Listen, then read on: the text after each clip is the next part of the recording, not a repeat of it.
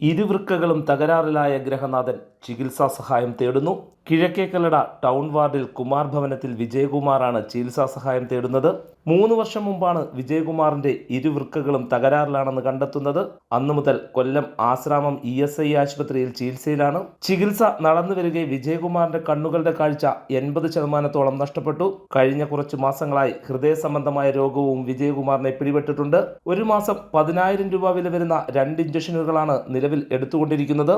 കശുവണ്ടി തൊഴിലാളിയായിരുന്ന ഭാര്യ ശിവകല ഭർത്താവിനെ ശുശ്രൂഷിക്കേണ്ടതിനാൽ ജോലിക്ക് പോകാൻ സാധിക്കുന്നില്ല.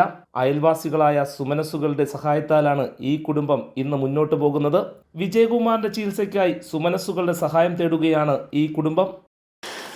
ബഹുമാനപ്പെട്ട കേരളത്തിലെ ഇന്ത്യയിലെ ജനങ്ങളെ, ഞാൻ 4 കൊല്ലം കൊണ്ട് ഷുഗർ ബാധിച്ച് എൻ്റെ കണ്ണിൻ്റെ കാഴ്ച നഷ്ടപ്പെടുകയും എനിക്ക് ഡയാലിസിസ് ചെയ്യുകയും എൻ്റെ കിഡ്നി അടിച്ചു പോവുകയും ചെയ്ത് ആയതിനാൽ നല്ലവരായ നാട്ടുകാരെ സഹായിക്കണമെന്നും എൻ്റെ മുമ്പോട്ടുള്ള ട്രീറ്റ്മെൻറ്റിന് സഹായിക്കണമെന്നും അപേക്ഷിക്കുന്നു. കണ്ണ് രണ്ടും കാണാൻ വയ്യ. എനിക്ക് രാത്രിയിൽ കക്കൂസ് പോകാൻ ഒരു കക്കൂസ് പോലും വീട്ടിനകത്തില്ല.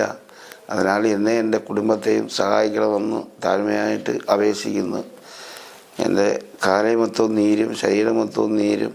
കിഡ്നി തരാനോ സഹായിക്കാനോ ആരെങ്കിലും ഉണ്ടെങ്കിൽ നല്ലവരായ നാട്ടുകാർ എന്നെ സഹായിക്കണമെന്ന് ഞാൻ അപേക്ഷിക്കുന്നു.